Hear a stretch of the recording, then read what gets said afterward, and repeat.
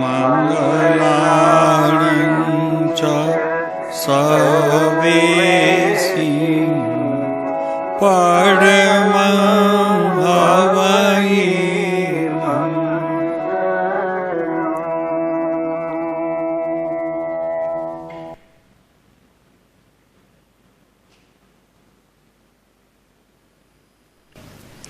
ઓમ. શું નવીનભાઈ મળ્યું કોઈ?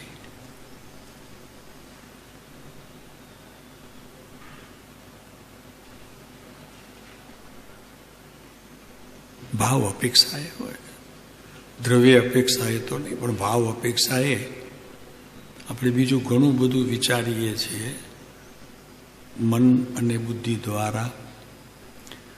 કોઈ એક સમય એવો જતો નથી કે જેને આપણે નામ આપી શકીએ વિચાર વિનાનો, એટલે કે નામ વિનાનો. એવું કોઈ વિચાર આપણા અંતરમાં આવતું નથી. હવે આ તો એક પવિત્ર ભૂમિ છે અને એ ભૂમિની અંદર રહેલા જ્ઞાનીઓ, ધર્માત્માઓ, હરિહંત પરમાત્માઓ, એનો આપણને પરિચય કરવું છે, કેળવવું છે આપણને. એમનો પરિચય ગમે છે જીવને, તો ત્યાં ગયા તો છેવટે કાંઈ નહીં તો કહેવાનું કે ભાઈ એક વિચાર આવ્યો, પણ ફરી પાછો આ જીવ અનાદિ કોઈક એવા સંસારના પ્રસંગોમાં પાછો અટવાઈ જાય છે અને પાછો બહાર ભટકે છે. આ એક ચિત્તની અવ્યવસ્થા છે. ચિત્તની વ્યવસ્થા જો થઈ જાય એક વખત, તો જેમ અહીંયા મન અને બુદ્ધિ અટકી રહે છે સંસારના પ્રસંગોમાં, એ ત્યાં અટકે. અને ત્યાં અટકે તો આપણા માટે ઉપયોગી છે. એટલે પ્રયોગ છે નાનો, એક મિનિટનો કે 1.5 મિનિટનો. સેકન્ડો ગણીએ તો 100 નથી થતી ને અમે ઓમ લઈ લઈએ છીએ. જવાનું તો કરો છો કે નહીં, કે એ પણ નથી થતું? જવાનું તો કરો છો, પ્રયત્ન તો છે કે નહીં? હા કાંતિભાઈ, પ્રયત્ન છે કે નહીં? કે મહાવિદ્ય ક્ષેત્ર એક એવી ભૂમિ છે કે જ્યાં સદાએ ચોથો કાળ રહે છે. અનંત જ્ઞાનીઓની તે સમુસરણમાં આવન જાવન રહે છે. અહીંયા કોઈ એવા સાધકને શોધવું પણ મુશ્કેલ છે. અને ત્યાં તો તમને એક એક જીવની અંદર નીતરતો સ્નેહ પણ જણાય અને ક્યાંક ક્યાંક નીતરતો આત્મા પણ જણાય. દ્રષ્ટિ મારી, કાર્ય એનો. તો એ જ ભૂમિ આપણને પ્રિય છે અત્યારે.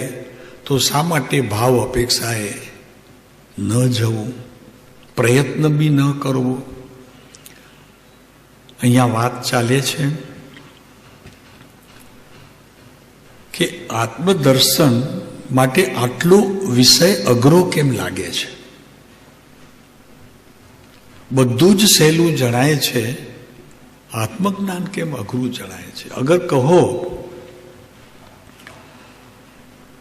તો સતચિત આનંદ પડે રહેલો ભીતર પરમાત્મ તત્વ, એની વૃદ્ધિ ભલે ન થાય એના કાર્યમાં, પણ સત્સંગમાં જ્યારે દાખલ થયા ત્યારથી કરીને આજ સુધી એનું પ્રમાણ સહજાનંદનું ઘટવું તો ન જોઈએ. જેટલું છે પ્રમાણમાં અહીંયા આવ્યા ત્યારે નહોતું, હવે કંઈક આવ્યું છે, તો એનો અભાવ તો નથી થતો ને મારા સ્વભાવમાં. વૃદ્ધિ નથી થતી, વાંધો નહીં, અટકી રહ્યો છે. પણ અટકી રહ્યો છે કે ઘટે છે કે વધે છે, એનું તો લક્ષ્ય આપણને હોવું જ જોઈએ. અને અમે તો એમ સમજીએ છીએ કે એ તો હશે જ, હોવું જ જોઈએ. કે સત્સંગની અંદર આ પરમ કૃપાળુ દેવ આ કાળની અંદર એવો એક તરતો પુરુષ જેના માટે આપણને અંતરથી પ્રેમ પણ ઘણો છે, અને એના વચનામૃતો વાંચવાથી જીવને એક પ્રકારનો આનંદ બી આવે છે.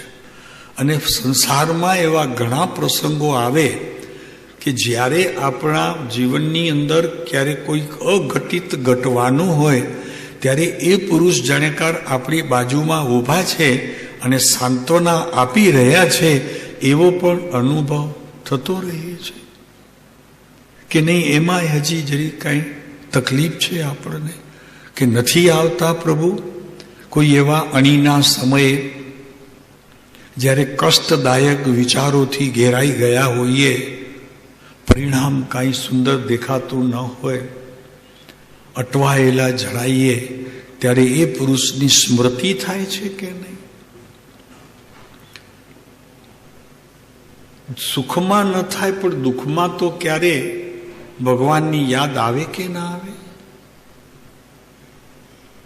આવું બને છે નહીં? આમાં એવું અમને ઉત્તર નથી જોઈતો, તમારે વિચારવાનું છે. જો તે સમયે પણ પ્રભુ હાજર થતા નથી તો સમજવું કે આપણા પરિણામોની અંદર હજી અધ્યાત્મમાં અનુસરનારો ઉદાસીનપણું અને એ ઉદાસીન વૃત્તિ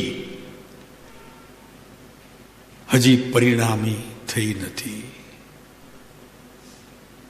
જરૂર કરવા જેવું છે. કમસે કમ બીજું તપ નથી કરતા, જાપ નથી કરતા, તો કમસે કમ આટલું તો હોવું જોઈએ. એ જો નથી તો સમજવું કે અધ્યાત્મનું કોઈ પડખું મેં આજ દિવસ સુધી હજી સેવ્યું નથી, એનો ખેદ રહેવો જોઈએ.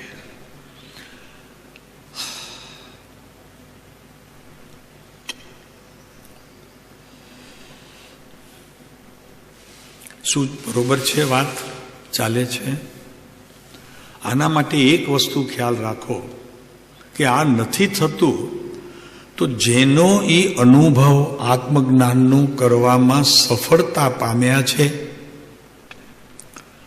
જેણે સફળતા પામી લીધી છે, આત્મ અનુભવ કરી લીધો હોય,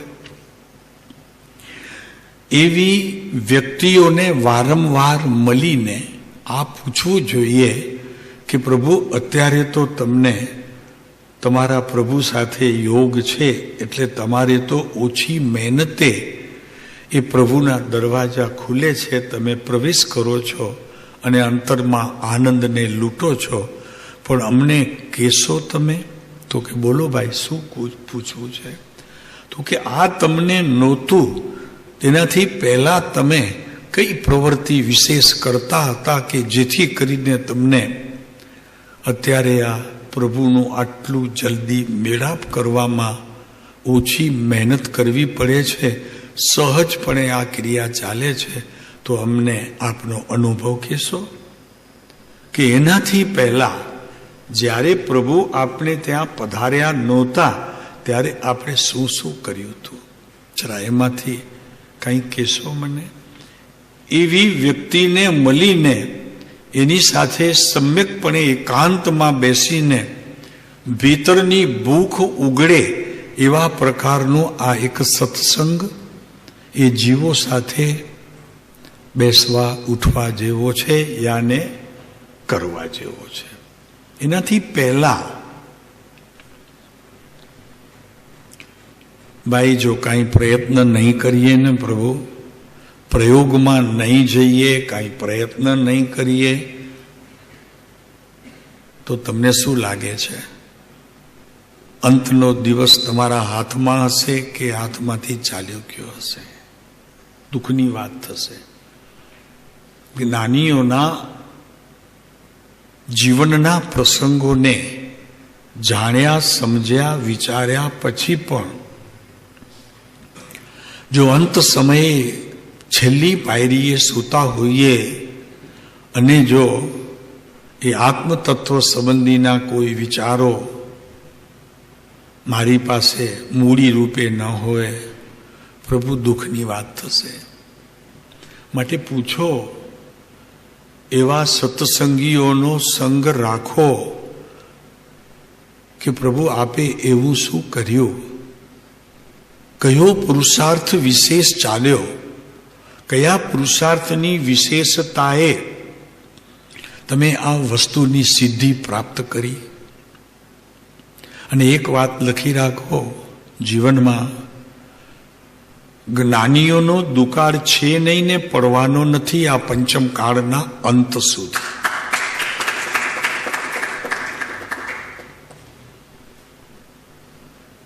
કેમ કે ધર્મ જીવંત જ ત્યાં સુધી છે, પંચમ કાળના છેલ્લા સમય સુધી.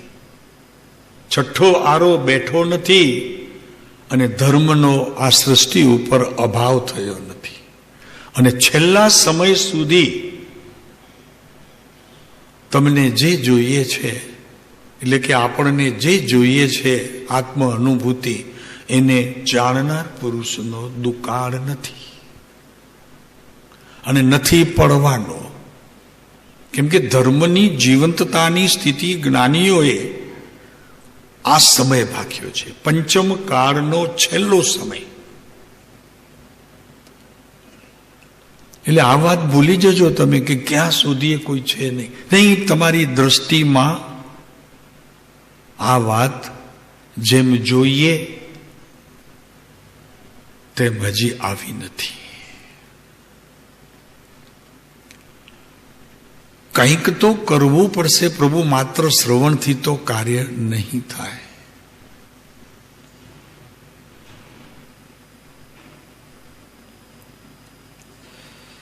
એક 4 બોલ કાઢ્યા છે કૃપાળુદેવના વચનામૃતમાંથી, આપણને જરાક કહીએ છીએ, શ્રવણ કરજો.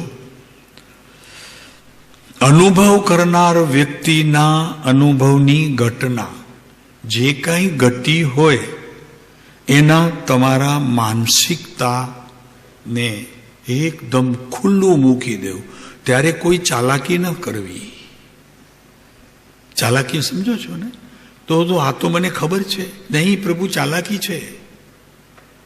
તમે કોની પાસે બેઠા છો, શું માંગવા આવ્યા છો, ચાલાકી નહીં કરવાની.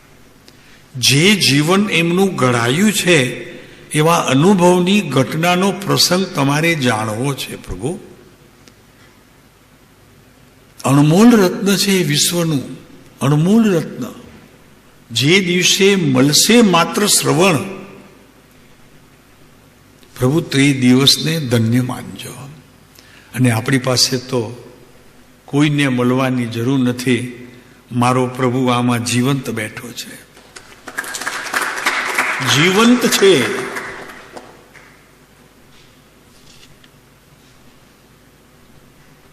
મારો પ્રભુ સમજાય ને થોડુંક આમાં છે, મારાપણું આવી જાય છે. દુઃખદ ઘટના નથી હો, સુખદ ઘટના છે.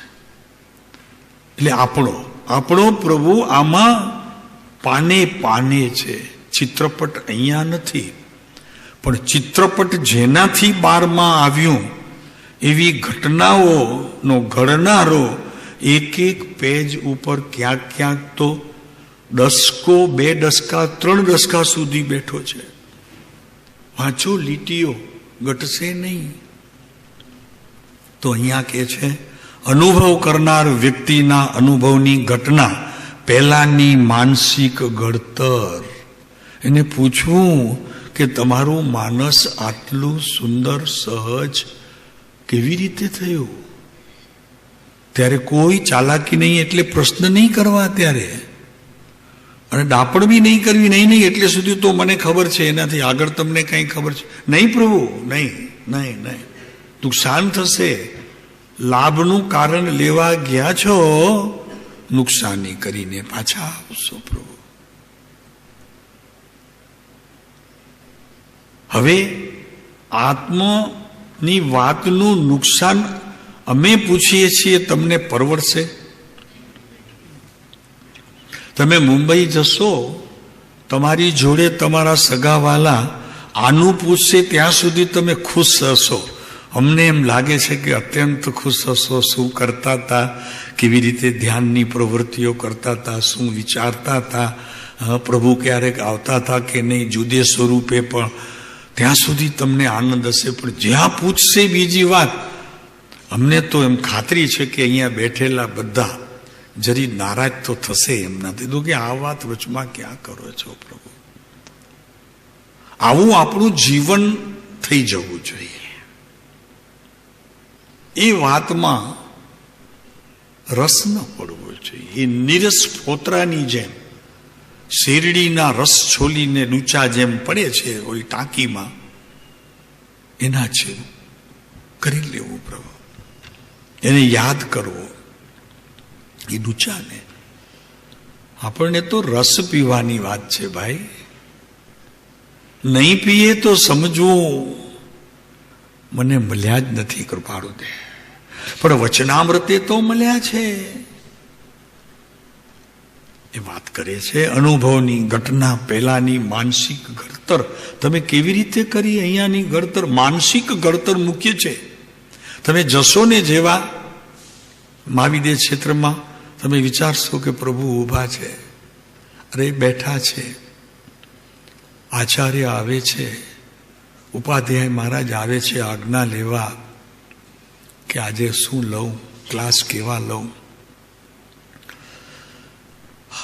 મુનિઓ લાખોની સંખ્યામાં મુનિઓ છવાયેલા છે. એ દ્રશ્ય જોઈને એક વખત તો અંતર એમાં ડૂબી જાય. આવું દ્રશ્ય હોય. વાત તમને કહીએ અમે અરિહંત સિદ્ધ ને આચાર્યને અંતરમાં લેવા કરતા નમો લોહે સવ સાવણમ અમને આ દેખાય છે બધા. એટલે અમને તો એ જ આવે. આ હેલી લાગી પડી છે, લાખો મુનિઓની ઊભા છે પ્રભુની સામે કૌશગમાં. પ્રભુ ઊભા છે તેમજ ઊભા છે. આમ નજર પડતા આનંદ છવાઈ જાય. નમો લોહે સવ સાવણમ. જોજો, પ્રયોગ કરજો. પ્રભુ આ અરિહંત સીધા આચાર્યને માણવા કરતા નમો લોહે સવ સાવણમ તમને દેખાશે. આમ આનંદ આવશે.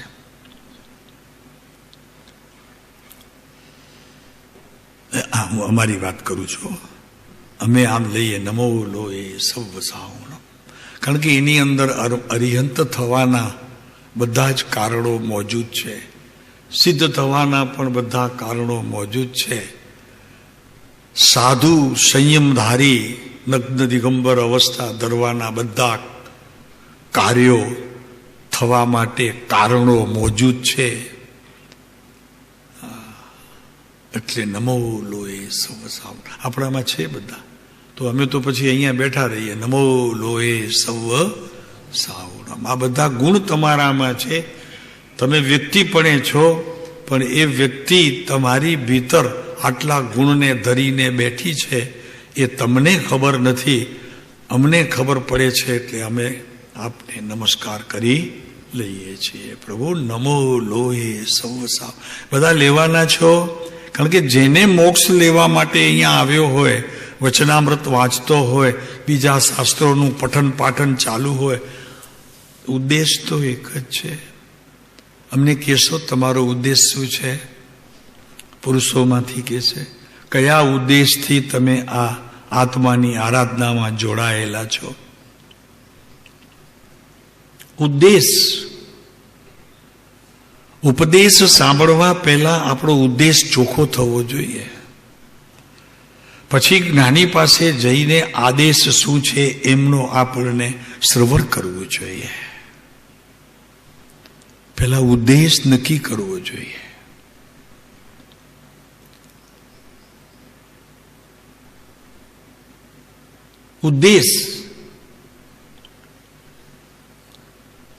ઉદ્દેશ એટલે હું જે કાર્ય કરવા માટે આવ્યો છું એની સવિસ્તર મને માહિતી હોવી જોઈએ. ઉદ્દેશ. કાંઈ નથી કરતા તમે ઉદ્દેશ વિના, ઘર નથી છોડતા. એટલું જ નહીં, એક રૂમમાંથી બીજા રૂમમાં પણ તમે ઉદ્દેશ સિવાય જતા, અરે ભૂલી ગયો ઓલું લેવાનું, તરત જાઓ છો એક રૂમમાંથી બીજા. ઉદ્દેશ છે તમારો.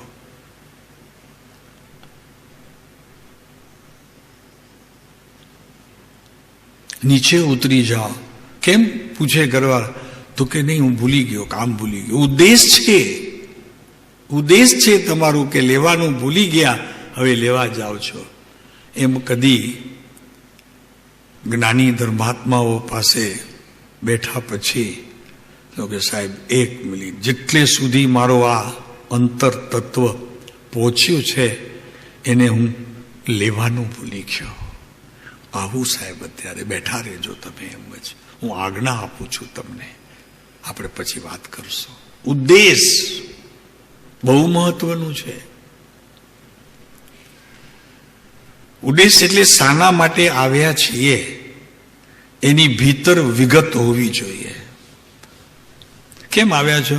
તો કે ના બસ એમ જ ઘરે બેઠો તો હાલ્યો. એમ તો હવે તમે નથી કરતા ને ક્યાંય એવો સમય તો તમે ક્યાંય ગુમાવતા નહીં હો. હવે અમને તો એમ લાગે છે સાહેબ કઈ નહીં, આમ ઘરે બેઠો તો ચાલો મેં કીધું જરા મળી આવો. એવી રીતે તો આ સાધક ન જ જાય. બીજો પ્રકાર,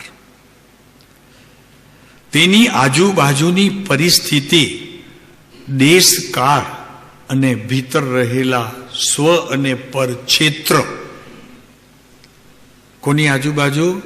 કે જે પુરુષે આત્મદર્શન કર્યું છે એવા પુરુષે ત્યારે એમને આપણને પૂછવાનું કે તમારું તે સમયનું સ્વક્ષેત્ર અને પરક્ષેત્ર એટલે પર પદાર્થો, એનું રહેવાનું સ્થાન, સ્વક્ષેત્ર એટલે તમારી ભીતર જેમ પરમાત્મા એકાગ્રતાપૂર્વક જેમ તમે બેસો છો ત્યારે કઈ સ્થિતિમાં તમે હો છો, ત્યારે વિચારોની ભૂમિકા શું હોય છે, ત્યારે તમને ભીતર જ્યારે ધ્યાનમાં ડૂબો છો કે કોઈ આમ એકાગ્રતાપૂર્વક બેઠા છો ત્યારે તમારા મનની સ્થિતિ શું થાય છે, કેવા પ્રકારની હોય છે. આ બધી ચર્ચા આજુબાજુની એમની પરિસ્થિતિ ક્યારે કે જ્યારે એમને આત્મદર્શન ભણી ચરણ મૂક્યું ત્યારે આપણને એની જરૂર છે. મળી ગયા પછી જરૂર નથી. અત્યારે આપણને એની જરૂર છે. કૃપાળુદેવને પણ ઓળખવાનું તો કૃપાળુદેવે તો અનુભવની વાતો કરી છે, પણ એ અનુભવની વાતો સાથે આપણને જો કૃપાળુદેવ સાથે બેસવું હોય, શું ચર્ચા કરીએ? ચર્ચા શું કરવી? પણ જ્યારે એમની પહેલાની ભૂમિકાવાળા કોઈ પુરુષ પાસે તમે બેસો તો તમે એમની જોડે પણ શાંતિથી ઘણા પ્રશ્નો કરી શકો, ચર્ચા કરી શકો. આ વાત સમજાય છે કે નહીં ભાઈઓમાં? આ સમજાય છે? પ્રભુ માત્ર નૌકાર બોલી જવું એ ધર્મની કોઈ વ્યાખ્યા પણ નથી, અને એનાથી કંઈ સમજણ આવે એવું પણ નથી. તો એને છોડી દેવું એમ પણ નથી.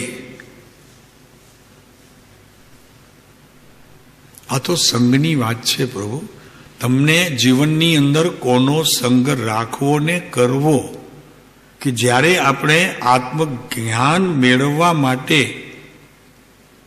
કોઈ એવા પરમ સંતોની નજીક બેઠા છીએ અને એના અનુભવે મારું કંઈક આત્માની જાગૃતિ રૂપ ચૈતન્ય પ્રકાશ કોઈ એક કિરણ મને જો મળી જાય, પ્રભુ મારું કામ થઈ જાય. બીજો બોલ. આજુબાજુની પરિસ્થિતિ ત્યારે શું હોય છે પ્રભુ આપની કયો ને? તમે જ્યારે ધ્યાનમાં બેસો છો અને પ્રભુને આહ્વાન આપો છો કે પધારો, ત્યારે તમારી આજુબાજુની સ્થિતિ એટલે કે સ્વક્ષેત્ર અને ખાસ પર ક્ષેત્ર કઈ સ્થિતિમાં હોય છે, તો એ પ્રયોગ હું કરું તો મને એનાથી લાભ થાય, સરળ પડે. કેમ કે જેણે એ પ્રાપ્ત કર્યું હોય એની પાસે એની મૂડી હજી તાજી હોય, ખબર હોય એને. કૃપાળુદેવ તો છે નહીં આપણી પાસે અત્યારે. બીજા જ્ઞાનીઓ છે તો આપણને વિશ્વાસ આવવો જોઈએ. શ્રદ્ધા ગુણની બળવત્તરતા એ તે ઓળખાય. આમ તો કૃપાળુદેવને ઓળખનારો એ વર્ગ કેટલો, ત્યારે પણ બહુ અલ્પ, એકદમ આંગળીના વેઢે ગણાય એટલો. જે જીવો પરિચયમાં આવ્યા તો નામ પ્રસિદ્ધ છે આપણી પાસે છે. પ્રભુ મુશ્કેલ છે હો. સમોસણમાં જશો, વિતરાગ ઉપર શ્રદ્ધા રાખવી મુશ્કેલ પડશે. આ પરમાત્મા છે. કેમ કે એવો અનંતકાળ સમોસણમાંથી જઈને આ પુરુષ હજી કોરો ધાકડ છે, બિલકુલ કોરો, કાંઈ ટચ થયું નથી. ત્રીજો બોલ, પોતાના અનુભવની વાત કદી ન કરવી. જેની પાસે જાઓ એની પાસે, મને આમ થયું છે, તમે કહો છો તેમ જ છે, વાત ન કરવી. પોતાના અનુભવની વાતને ઢાંકી દેવું.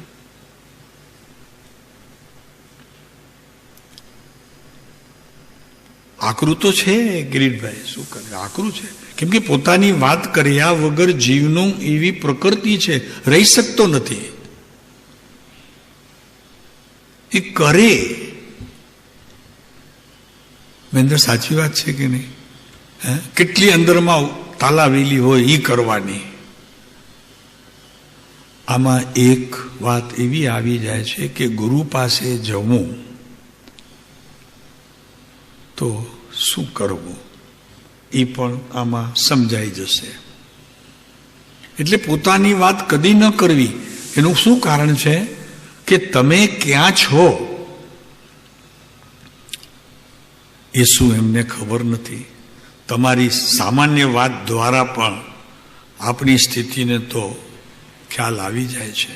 જ્ઞાની છે પ્રભુ, તમારી ભીતર પ્રવર્તતું પરમાત્મા એમને સ્પષ્ટ છે, નહીં સમજાણો.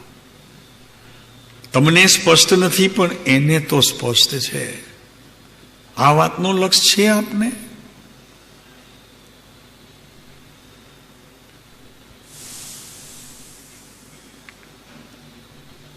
એટલે તો કૃપાળુદેવનું 212 અને 13 નંબરના પત્રની અંદર ખ્યાલ આવે કે અનંતવાર જ્ઞાનીઓનો ભેટો થયો છે, પણ આ જીવ ઓળખી શક્યો નથી. ઓળખાણ પડવાની પહેલી શરત,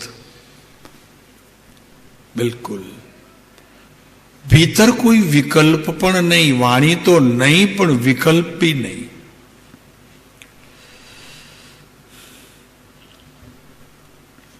પોતાની વાત ન કરવી. ત્રીજો બોલ, પોતાની વાત ન કરવી. સાહેબ મને આમ થયું ને પછી વળી આમ થાય છે ને. હા, થશે. એ કહેવાની વાત નથી, ભીતર સમાવાની વાત છે. કારણ કે એમાંથી જ કંઈક વાત સારી આવે. કરે વાત સારી કરે, લોકો કરે છે સારી કરે, પણ એમાંથી જે જન્મવાનું છે ને એ આપણે ખોઈ નાખીએ છીએ.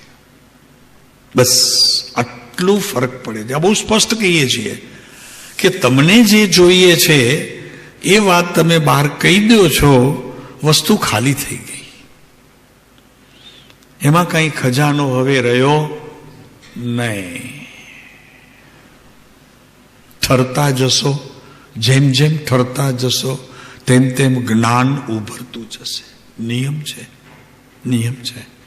તમે ઠરતા જશો તેમ તેમ જ્ઞાન ઉભરતું જશે. પ્રયોગ કરજો પ્રભુ એક વખત. પોતાના અનુભવની વાત જ્ઞાનીઓ સમક્ષ મૂકવી નહીં. હા, જરૂર મૂકવી, પૂછે તો. એમની આજ્ઞાથી આપણને જે કંઈ કરવું હોય કહી શકીએ, કરવું હોય કરી પણ શકીએ, કહી પણ શકીએ, નહીંતર નહીં.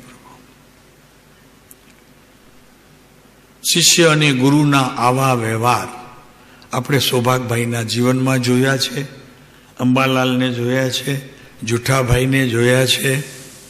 આપણે તો પાસે તો અત્યારે એવી સામગ્રી છે, કૃપાળુદેવના વચનામૃત અને એમની સાથે રહેલા જીવોની ચર્યા, દિનચર્યા વાંચશો તો ખ્યાલ આવશે કે પ્રભુ આગળ એમણે કેવી રીતે બેસવાનો, કેવી રીતે વાત કરવાનો, અને બધી જીવનની જેટલી પણ આપણને તૈયારી કરવી છે આત્મજ્ઞાન માટે, તો કેવી રીતે ને કેમ રહ્યા છે, બધું જીવન એકદમ સ્પષ્ટ છે આપણી પાસે. બધાના જીવન કલાઓ છે. અંબાલાલનું જીવન આપ્યું છે, સૌભાગ બાપાનું આપ્યું છે ને, સત્સંગ સંજીવનીની અંદર તો બધું મૂક્યું છે. એટલે તો નામ આપ્યું સંજીવની. કેવી રીતે ગયા છે પ્રભુ પાસે, કેવી રીતે પ્રશ્નો કર્યા છે, એનો ઉત્તર મળ્યો છે, તો ત્યારે શું કીધું, બધું જ છે પ્રભુ આપણી પાસે. અમે તો કહીએ છીએ કે શ્રીમદ રાજચંદ્ર વચનામૃતની અંદર અને એમની આજુબાજુના જે કંઈ બીજા પુસ્તકોને એમની પરિચયમાં આવેલા મનુષ્યો આપણા માટે ચોથા કાળથી વિશેષ છે. ચોથા કાળથી વિશેષ સામગ્રી આપણી પાસે છે. અને અહીંયા બેઠા છીએ તો કહીએ છીએ, બાકી ગામમાં દંડેરો પીટવા જેવો નથી. તો કે અમારી પાસે આ છે, અમારી પાસે તે છે. પ્રભુ એ આવીને તમને ક્યારેક લૂંટી જશે. શાંતિ રાખો પ્રભુ. તમને જે મળે છે આ દરવાજાની બહાર કહેવાની જરૂર નથી પ્રભુ. સમાવો ને ભીતર પ્રભુ. એ તો આપના ચિંતન માટે છે. એની કળ બતાવવા માટે એની યોગ્યતા નથી. અમે સમજીએ છીએ કે આપની યોગ્યતા છે. સાચું ખોટું આપ જાણો પ્રભુ, અમને ખબર નથી. પણ અમને જ લાગે છે કે નહીં, આપની યોગ્યતા જરૂર લાગે છે. આપની દેખાતી આ ઇન્દ્રિયો અમને એમ સૂચવે છે કે ભૂખ ઘણી છે, ઘણી ભૂખ છે. પણ પ્રમાદ એ ભૂખને બાળી નાખે છે. માણસ ખાય નહીં ઘણી વખત, ભૂખ લાગી હોય તો એને એમ થાય કે ખવડાવે કોઈ તો સારું. તમને ખબર છે હાથીની આ ટેવ છે, હાથી જલ્દી નહીં ખાય. જોજો તમે પીરસી દેશો ને કદી એમને એમ નહીં ખાય. એમને તમને મનાવવું પડશે, એની નજીક જવું પડશે, એના કાનમાં કહેવું પડશે, એના માથા ઉપર અને એની સૂંઠ ઉપર તમને હાથ ફેરવવું પડશે. આપને ખ્યાલ નહીં હોય, માવતને પૂછજો ક્યારે. અને કૂતરું હશે ને એ ફેંકશો એનાથી પહેલા તમારા હાથમાંથી જૂટવાની તૈયારી કરશે. એમ આપણે ત્યાં એટલો ફરક છે પ્રભુ. કહેવા દો જ્ઞાનીઓને, શાંતિથી કહેવા દો. સાંભળો તો ખરા પેલા પ્રભુ. ઉતાવળ શું છે? બધું નીકળશે તમારી પાત્રતાએ, યોગ્યતાએ. કૃપાળુદેવનું એમ જ હતું પ્રભુ. બેઠા હોય 2 કલાક બોલે નહીં. સાહેબ આજે તો સત્સંગ ન થયું તોય કાંઈ ન બોલે. એક વખત પાલીતાણાની ધર્મશાળામાં કૃપાળુદેવ 4 દિવસ રહ્યા હતા. પાલીતાણાની અત્યારે ઊભી છે એ દિગંબર ધર્મશાળા, હજી ઊભી છે. 3 દિવસ સુધી સભા ભરી પણ કાંઈ બોલ્યું કોઈ જ નહીં. બહાર આવનારા ગણગણાટ કરીને વયા જાય. કૃપાળુદેવ કાંઈ બોલ્યા નહીં. 3 દિવસમાં 2 કલાક 6 કલાક એમને એમ બેઠા રહે. શું જોયું હશે પ્રભુ જાણે. વાત તો નથી કરી એમને કે શા માટે નહીં. કૃપાળુદેવની એક એવી ટેવ તમને મળશે ભીતર. જ્યારે વચનામૃત વાંચશો અને આ સત્સંગ સંજીવની વાંચશો ત્યારે તમને લાગશે જરૂરતથી એક શબ્દ પણ કૃપાળુદેવ એટલે આ મારો પ્રભુ બોલતો, અને હું જરૂરત ન હોય તો પણ બોલ છોડતો નથી. હું તો મારી જ વાત કરું, મને બહુ ટેવ ખરાબ છે એવી, નથી રહેવાતું. આપણે કેટલીક ટેવ ખબર ના હોય પણ કહી દેવી જાહેરમાં સારી છે.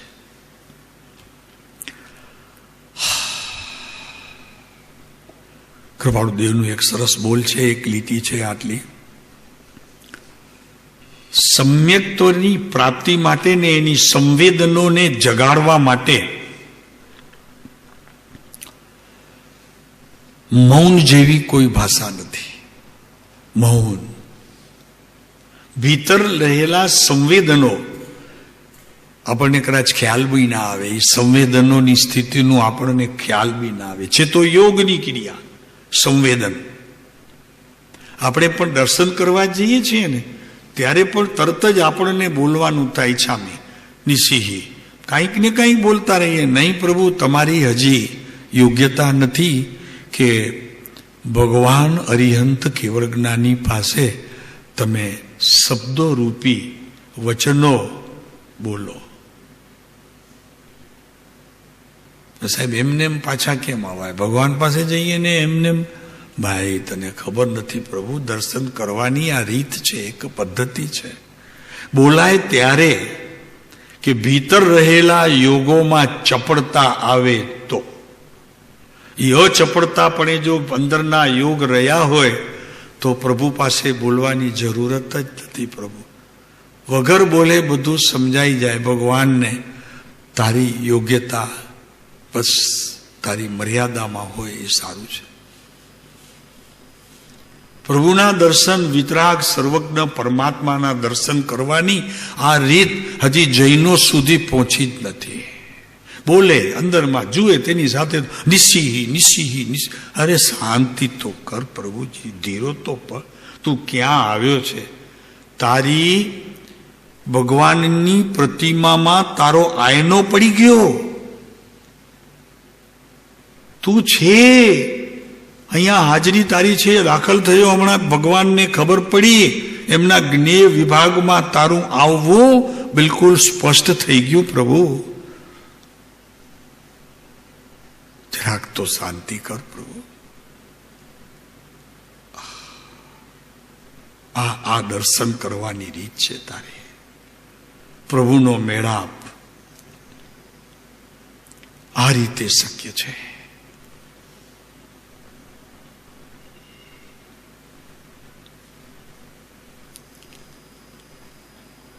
ભગવાનના દર્શન કરવા એમાં પણ યોગની ક્રિયા એટલે કે ઉપયોગની ક્રિયા એટલે કે મન વચન કાયાની પરિણતિ ત્યારે કેવા પ્રકારે છે. મારી અત્યારે ભીતરની સ્થિતિ એવી છે કે હું અત્યારે પ્રભુની પ્રતિમાના પણ દર્શન કરી શકું. ભીતરથી એનો ઉત્તર મળે પ્રભુ, અને તું ચૂપચાપ ત્યાંથી પાછો વળે. ક્યારેક નિરાશાથી ગરકાવ થયેલો, ક્યારેક આશાના કિરણોના પોટલા બાંધીને નીકળે પ્રભુ. પ્રકાશ તારો ઝાંખો ન રહે, બહાર નીકળે તો કે ક્યાંથી આવે છે? તો કે કેમ ભાઈ? તો કે યાર ભગવાનના મંદિરમાં ગયો હોય એવી દીપ ધૂપની સુગંધ આવે છે. જોયું? આપે અત્યારે સમજ્યા? આપ સમજ્યા કે નહીં? નથી સમજ્યા? આપને સમજાઈ આ વાત?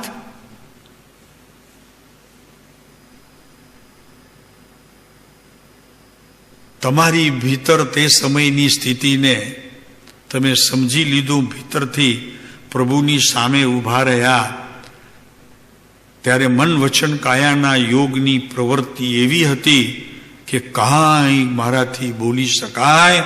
ઈચ્છામી કમાસણો પણ બોલું તો ઉપયોગથી નહીં પણ શબ્દોથી માત્ર બોલી અને એને વિરામ આપી દઉં.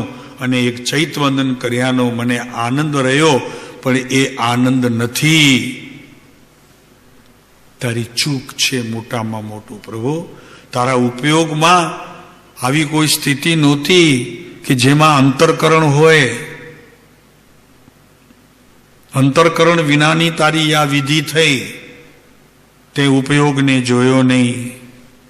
ભીતર તે તપાસ કરી નહીં, ભગવાનની સામે ઊભો રહ્યો અને જે કાંઈ તારે બોલવું હતું એ બોલીને ચૈતવંદન કર્યાનો મેં લાભ લીધો. પ્રભુ આ સર્વજ્ઞની સામે જઈને એમના દર્શન કરવાની આ વિધિ નથી. પ્રભુ કોણ સામે બેઠું છે એ તો જો. પ્રત્યક્ષ સર્વજ્ઞ પરમાત્મા, જેની એક એક વર્તમાન અવસ્થામાં આખું વિશ્વ જણાય છે. આખું વિશ્વ.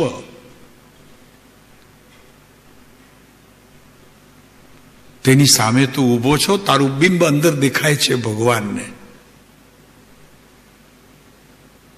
એના જ્ઞેય વિભાગમાં. જોતા નથી ભગવાન, બીજી વાત છે હો. જોતા નથી. આ તો તારા માટે બધું કહેવાય છે. તારી સ્થિતિ કયા પ્રકારની હોવી જોઈએ ભગવાનને દેખાય છે તો ભગવાનના આત્માની નિર્મળતા અને સ્વચ્છતાના કારણે જણાય છે. તું થઈશ તો તને પણ જણાશે ભગવાન નહીં. તું શ્રીમંદર ભગવાનની વાત કરે છે એક, પણ જો તને આ સ્થિતિનો ખરેખર તે વખતે જો અનુભવ થાય, આત્મ અનુભવ થાય, તને સારું એ વિશ્વ તો ભલે દેખાશે, પણ 20 મહાવિદેહ ક્ષેત્રની અંદર વિચરતા પરમાત્માનું તારા જ્ઞેયમાં પ્રતિબિંબ હશે અને એની સાક્ષી સર્વજ્ઞ પરમાત્માના માર્ગમાં રહેલા સાધકો કેટલાય ત્યાં તૈયાર છે, જોઈ લેશે પ્રભુ. આ જ્ઞેય અને જ્ઞાનનો ભેદ પણ સમજો. આ દર્શન કરવાની રીત સમજો પ્રભુ, રીત સમજો. ચરી મન ક્યાંક ભટકતું હોય, બુદ્ધિ ક્યાંક વિચારતી હોય, વિકલ્પોના ટોળા ઊભા હોય, બાપુ એમાં સર્વજ્ઞના દર્શન કરવા શક્ય જ નથી. દેરાસર જઈ આવે તો કે 5 દેરાસર રોજ વંદું છું હું. અમને એક ભાઈ મળે, અમારા આમ તો સગા છે લાંબા લાંબા થોડા, જ્યારે મળે 8-15 દિવસે તો કે સાહેબ હું અત્યારે પંચતીર્થી કરીને આવી ગયો. સમજાય છે આપણી પંચતીર્થી આજે, હા આજે થઈ ગઈ મારી પંચતીર્થી. મને જરી ખબર ન પડી એટલે આમ જરા પગનો ડાયરો છે જરા લખવો થયો હતો. નહીં ને એવું નથી, તો ખબર નહીં ચાલે છે ત્યારે એવું લાગે. બોલો પંચતીર્થી થઈ ગઈ નહીં, પંચતીર્થી નહીં પણ શું કે પંચતીર્થી ને. ઓહ પ્રભુ શું છે નાથ, અરિહંત પરમાત્માના દર્શન કરવા માટે તારે યોગથી સમજવું પડશે.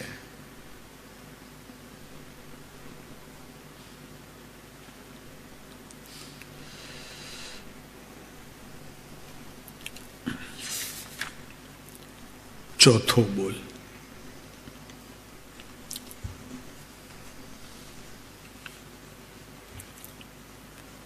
તારી ભીતર માનસિક બૌદ્ધિકતા અને આધ્યાત્મિક ભૂમિકા તારે 1-2 મિનિટ 5 મિનિટ તારે બહાર ઊભા રહીને ભીતર વિચારવું પડશે કે અત્યારે કોઈ સંસારનો કચરો ભીતર લઈ અને હું ભીતર ભગવાનના મંદિરમાં આ પવિત્રતા જ્યાં સંપૂર્ણપણે એક ખૂણે એ જ્યાં પવિત્રતા રહી છે તેમાં તો પ્રવેશ કરતો નથી ને પ્રભુ, એને તો મલિન નથી કરતો હું.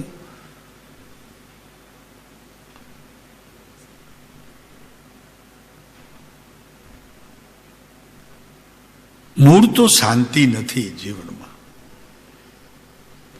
ભગવાનના દર્શન કરવા જાઓ આવી શાંતિ રાખો, આવી શાંતિ કાંઈ જરૂર નથી. કેટલી શાંતિ છે અહીંયા. આ ખબર છે આપને કોનો પ્રભાવ છે? ત્યારે આ પુરુષનો પ્રભાવ છે. આપ નહીં બોલી શકો. કૃપાળુદેવને મળવાથી 2 વાત. એક તો તરત જ આંખોમાં અશ્રુ આવશે અને બીજું વાણી મૌન થઈ જશે. માટે તો વારે ઘડીએ એમને ત્યાં આવીએ છીએ, એમના દર્શન કરીએ છીએ. વાણી મૌન અને આંખોમાંથી સહેજ ભીનાશ રૂપ.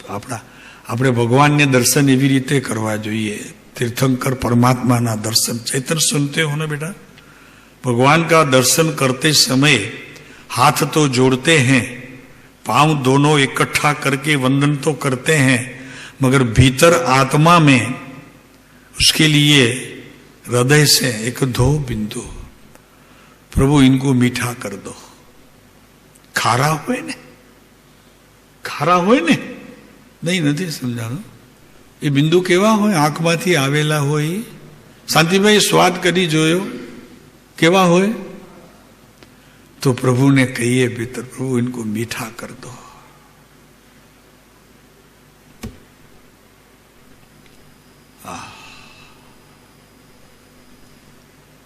સર્વજ્ઞ પરમાત્માના દર્શન સામાન્ય જે બીજા જીવો કરે એવી રીતે સાધક જીવ નથી કરતો. એક વાત, વિશ્વની અંદર ઘણા મંદિરો છે,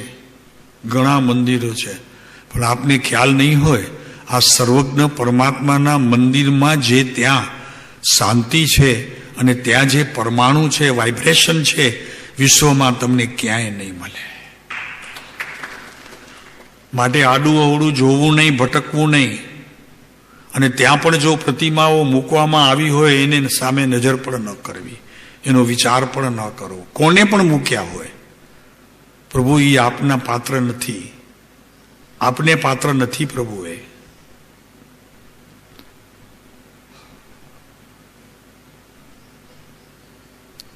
એટલી નિર્મળતા પણ જોઈએ, એટલી પવિત્રતા પણ જોઈએ.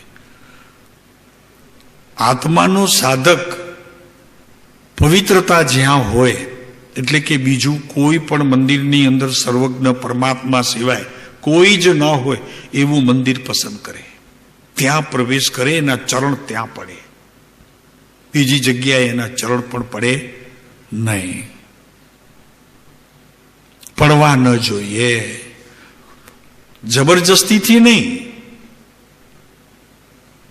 ભીતરથી એવો ભાવ હોવો જોઈએ. નહીં પ્રભુ, સર્વજ્ઞ જ્યાં નથી ત્યાં હું કેવી રીતે પ્રવેશ કરી શકું? કારણ કે મારી બધી જ જાણ સર્વજ્ઞના જ્ઞાનમાં આવે છે, આ બધાના જ્ઞાનમાં નથી હોતી. મારી સ્થિતિનું વર્ણન એમની પાસે છે, બીજે ક્યાં હોઈ શકે પ્રભુ? માટે મારો પ્રવેશ ન હોય બીજી કોઈ જગ્યાએ. માનસિક સ્થિતિની તપાસ કરવી જોઈએ. ગાડી બહાર ઊભી હોય, ખોટી જગ્યાએ પાર્ક કરી હોય, ભીતરમાં ડર હોય, હાલો લઈ જશે ઓલા ટોઈંગ વાળા, એવી જગ્યાએ ગાડી પાર્કિંગ કરીને દર્શન કરવા નહીં. જ્યાં સાંભળી લો ગાડીવાળા, નહીતર તમારી ગાડી સાથે ચાલશે, તમે તો દર્શન કરશો તે પણ તમારી ગાડી પહેલી દર્શન કરશે.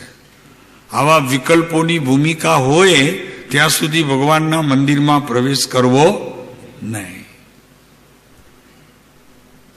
એવા કેટલા વિકલ્પો હોય, બેંક બંધ થઈ જશે, 10 થવા આવ્યા છે, શનિવાર છે, આજે 11 વાગે બંધ કરી નાખશે, 11માં 5 ઓછી છે, ચલી દર્શન કરી આવો, મારો નિયમ છે રોજ સવારના જાઉં. જા ભાઈ જા, તારું નિયમ ઠીક છે, બાકી જઈ આવો.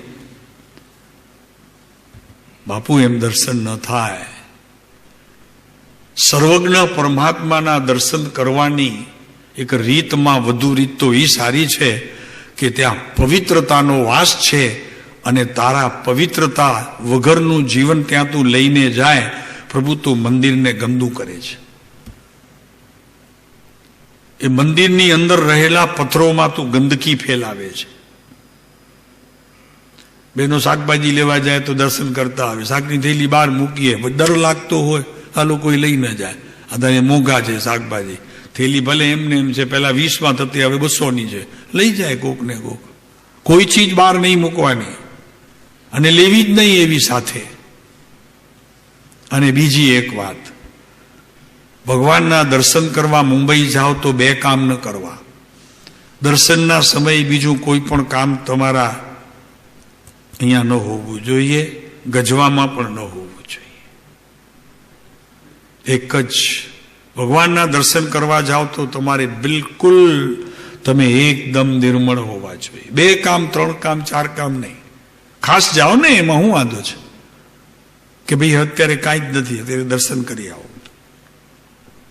માનસિક, બૌદ્ધિક, આધ્યાત્મિક ભૂમિકાથી ભરીને જાઓ, એકદમ ભરાઈ જાઓ. એકદમ પ્રભુ હું તમારી પાસે આવું છું તમારા જેવો થવા માટે. એને બોલે ખરો, બોલે પાછો, કાલે બોલતા હતા ને, બોલે ખરો પણ કરે કાંઈ નહીં, કરે ઉલટું સાવ. બોલે એ કરે નહીં.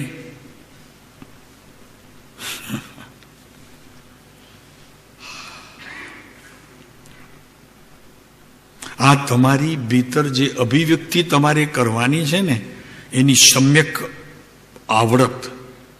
અભિવ્યક્તિ કરશો ને તમે, ભગવાન તો કંઈ બોલવાના તો છે નહીં. અચ્છા, એમાં પ્રાણ નામની શક્તિ નથી. સમજાણું છે? તમારી પ્રાણ નામની શક્તિને તમે જગાડો છો, એ અવલંબન છે. અને એ અવલંબનમાં એટલી શક્તિ છે કે જોવા માત્રથી તમારી ભીતર એના પ્રત્યેનો પ્રેમ જાગે છે. માટે એ પણ સંપૂર્ણ છે. તે વખતે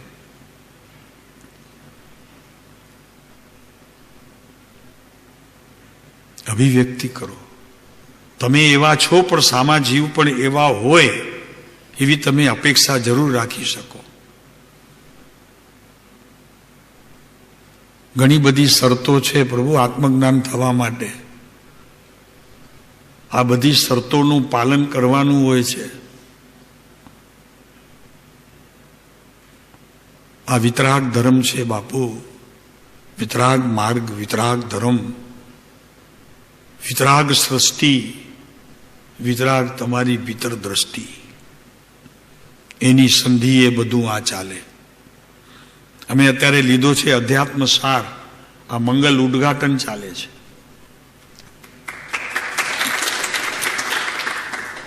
ઉપોદઘાત, ઉદ્ઘાટન, સાધકનું અત્યારે ઉદ્ઘાટન.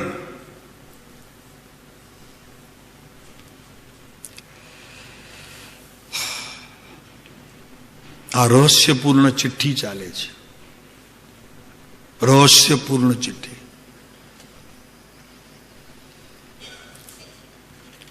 આજથી લગભગ 260 વર્ષ પહેલા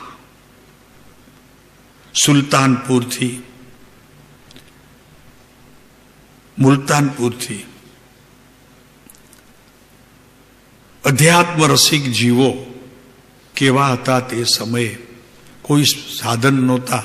ચિઠ્ઠી પણ ક્યારેક તો 6 મહિને પહોંચે. તે સમયમાં જયપુરની અંદર ટોડરમલની સાથે રહેલા જીવો, જેમનું નામ ગંગાધરજી પંડિત, શ્રીપાલજી, સિદ્ધાર્થદાસજી, ખાનચંદજી, આ બધા આત્મદશા રોચક. એક જ ભૂખ હતી એમને કે અમારો આત્મા પોતાનો રસ ક્યારે ચાખતો થાય. અધ્યાત્મ રસ એટલે શાસ્ત્રોનો રસ નહીં, ભગવાનની જીન વાણીનો રસ નહીં. નહીં સમજાશે ને? આ પ્રભુ કઠણ વાત છે. તો કે એમનો પણ નહીં. તો કે ના પ્રભુ, એમનો રસ પણ તારા માટે કામનું નથી. આ શિખર છે જૈન દર્શનનું. ભગવાન પણ તારા જીવનની અંદર પ્રવેશ કરીને તને આત્મદર્શન પ્રાપ્ત કરાવે અને કેવળ જ્ઞાન પ્રાપ્ત કરાવે એવું છે. એવું વિશ્વમાં એક જ ધર્મ સદાય જયવંત છે, અને એ છે વિતરાગ પ્રણીત ધર્મ. કોઈને આકરું લાગે પ્રભુ ભગવાન કાંઈ નહીં કરે. હા ભાઈ, ભગવાન કાંઈ નહીં કરે. તારો ભગવાન બેઠો હોય ને એ ભગવાન કરે તો ઓલા બંને ભગવાનોમાં ઝઘડો થાય. તો કે મારું કામ તમે કેમ કરી આવ્યા? માટે ઓલા જ કહી દે કે કાં તું ભગવાન નહીં, કાં હું ભગવાન નહીં. યાત્રા કાંઈ નહીં કરે, મંદિર કાંઈ નહીં કરે. આ એકાર્થવાચક શબ્દો છે, પણ શબ્દોની અંદર જાન છે. તમારે એ વિચારવાનું છે. સમજ શિખર ગયા, આત્મજ્ઞાન લઈ આવ્યા ત્યાંથી. આપણે જ ગયા હતા હમણાં. લ્યો ને, કોઈએ આત્મદર્શન કર્યું હોય એવું સમજાય. પ્રભુ તારી મૂડી તારી પાસે તને છોડીને અનંત કાળમાં કદી ક્યાંય પણ ગઈ નથી. તારું ક્ષેત્ર તારી પાસે સલામત છે. મજા ઈ છે કે જ્યારે તું નજર કરીશ ત્યારે સલામત છે. બીજું કોઈ ભીતર પ્રવેશી શકે એવી વ્યવસ્થા છે નહીં. મજા તો એની છે પ્રભુ. તારી સ્વતંત્રતાનું કોઈ સીમા ખરી? અસીમ છે પ્રભુ. સ્વતંત્રતા તારી અસીમ છે, કોઈ સીમાડો નથી એનો. તારું ક્ષેત્ર સંપૂર્ણ 14 રાજલોકની અંદર વિસ્તૃત છે. એમાં તું ગમે તેનું વિચાર કર. તારા વિચારોની અંદર એક સમયની અવસ્થાને ધરતો વેપાર ચાલે. બીજા સમયે તેની હાજરી રહેતી નથી. તો કહો પ્રભુ કહે, બધા અભ્યાસી છો, એક સમયે પર્યાયની સ્થિતિનું ત્યાં ખજાનો, બીજે સમયે તે વહી જાય છે. માટે પ્રવેશ છે, બીજાનો પ્રવેશ નથી. તું તારા પ્રવેશથી સદાએ જયવંત છો, સદાએ તું જયવંત છો. આ વિતરાગ માર્ગ સર્વજ્ઞની આ વાત પ્રભુ ઈશ્વરની અંદર અજોડ છે. આપની કિંમત નથી, જે મળ્યું છે એની. આ વિતરાગ ધર્મ સર્વજ્ઞ પ્રણીત. બસ આટલામાં સમજી લીધું છે આપણે. વંદન વિધિ, તપ જપ, ક્રિયાકાંડ કરવા જેવું છે, એને પણ છોડવા જેવું નથી. પણ તમારી પાસે એને કરવા પહેલા જે મૂડી જોઈએ છે એ એકઠી કરવા જેવી છે. કરવા જેવું છે, નથી કરવા જેવું એમ નહીં.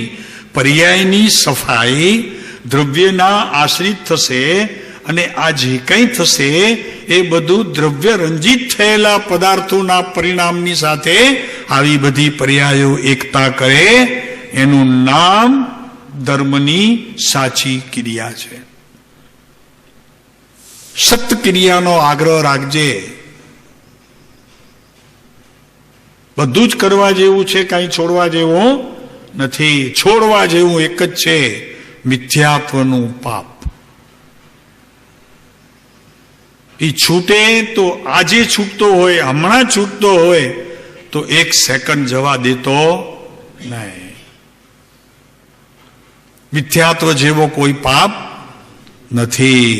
મિથ્યાત્વ એટલે ખોટી માન્યતાઓ, ખોટી સમજણો, ખોટી ક્રિયાઓ, અને પાછું એનાથી આપણને ધર્મ થયું એમ માનવું, આવો મિથ્યાત્વ પ્રભુ આપણને હવે શોભે નહીં, શોભે નહીં આપણને.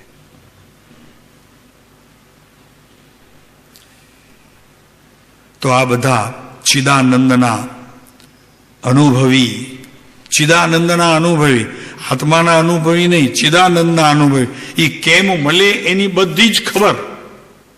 કેમ મળે આપણને ખ્યાલ છે, એ કેમ મળે એની વિધિ ખબર છે. તો આ બધા ચિદાનંદના અનુભવથી સહજાનંદ સ્થિતિને જેટલી ભીતર છે એટલી, અને અહીંયા લખે છે એની વૃદ્ધિ ચાહું છું, વધે. એ ચિદાનંદ પરમાત્મા ભીતર જે બેઠા છે તે વધતા રહે.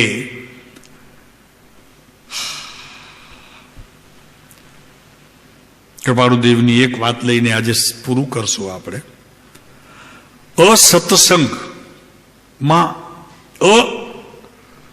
અસત્સંગમાં ઉદાસીન રહી શકાય છે. અસત્સંગમાં આપણે ઉદાસીન રહી શકીએ છીએ. 389 વચનામૃત. તમારી પાસે વચનામૃત હશે, ખોલો. વચનામૃત 389, 1.5 લીટી છે. મનસુખભાઈ ઉપર લખી છે, મનસુખ દેવસી. અસત્સંગમાં ઉદાસીન રહેવા માટે જીવને વિશે અપ્રમાદપણે નિશ્ચય થાય છે ત્યારે શું થાય છે એ કહે છે. કેટલું સરસ છે. એક નાનું વાક્ય છે, બસ 1.5 લીટીનું એક પોસ્ટ કાર્ડ છે. ત્યારે સતજ્ઞાન સમજાય છે. સંસારના કોઈ પણ પ્રસંગમાં ભીતર ઉદાસીનપણું હોવું જોઈએ. સંસારની વાત થતી હોય તો ઉદાસીન, ચિત્તમાં પ્રવેશે નહીં એની તૈયારી, ઉદાસ. કૃપાળુદેવ કે કોઈ અમારી પાસે આવે, ધર્મની ચર્ચા કરે તો પ્રેમથી બેસાડીએ, સંસારની વાત કરે તો અમારે શું કે છે કૃપાળુદેવ? કોને ખબર છે?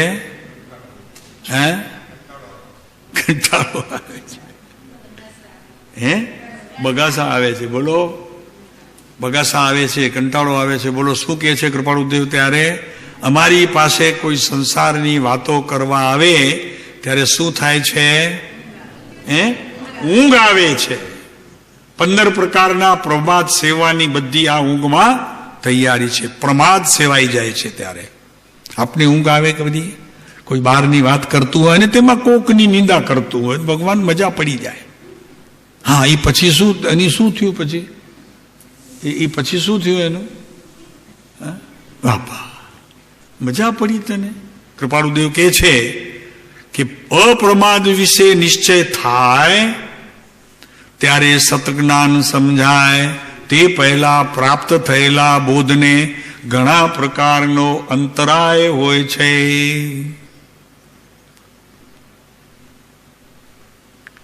આ વાત કરો અને ભગવાનના દર્શન કરવા જાઓ કોકને લઈને, હજી દરવાજામાં મળ્યો હોય, બહાર નીકળ્યો હોય દર્શન કરીને, ને માંડી એણે, માંડી સમજાય ને કિરીટભાઈ? માંડી અને પછી તમે કહો કે 2 મિનિટ ઉભા રહો, હું આવું છું, જરાક દર્શન કરી આવું, અને પછી વળી એ માંડવાનું શરૂ થાય. બાપુ હું છે પ્રભુ.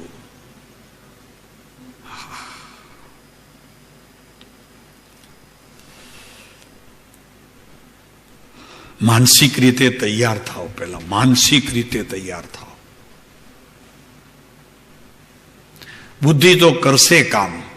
મન જો ખરેખર શાંત હશે તો બુદ્ધિ તો કામ કરશે. બુદ્ધિ ભલે ચાલે છે પણ માનસિક રીતે તૈયાર થઈ જાઓ.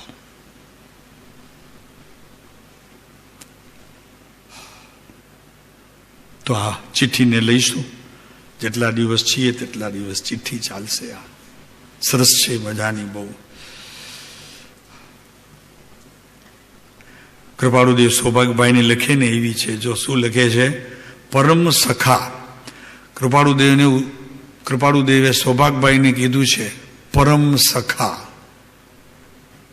આપણે નક્કી કર્યું કે નહીં? કોઈ સખો નક્કી કર્યો કે નહીં? આપણી વાત ચાલે છે, મહિનો દિવસ થયો અહીંયા. કલ્યાણ મિત્ર જેને કહે છે, ધર્મના પક્ષમાં વાત આવે છે કલ્યાણ મિત્ર. કૃપાળુદેવ લખે છે પરમ સખા. અને સૌભાગભાઈ એમને પરમ સખા, એમનાથી કેટલા વર્ષ મોટા, કૃપાળુદેવ કેટલા વર્ષ નાના.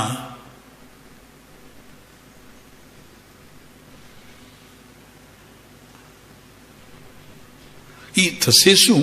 એમાં એક લાભ થશે મોટો. અત્યારે તમે જો પરમ સખા રાખ્યા હશે ને તો બીજા ભાવમાં એ પુરુષ ઊભો હશે તમારી રાહ જોઈને, અને બીજા ભાવની અધૂરી વાતો ત્રીજા ભાવમાં પૂરી કરશે.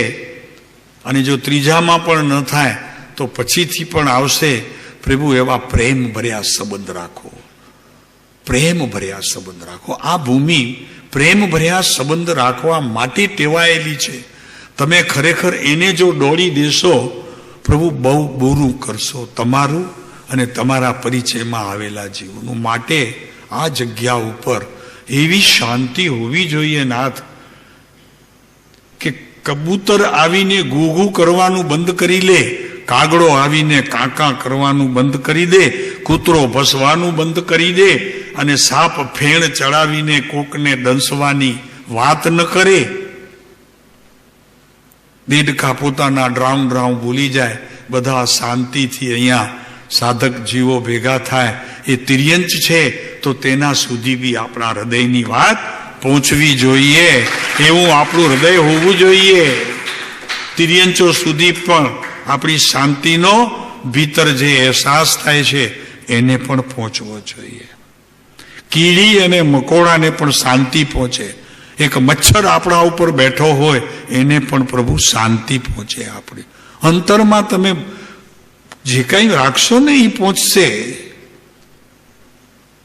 આ વિતરાગ ધર્મ છે, આ અહિંસા પરમો ધર્મ છે, આ સર્વજ્ઞ પ્રણીત ધર્મ છે.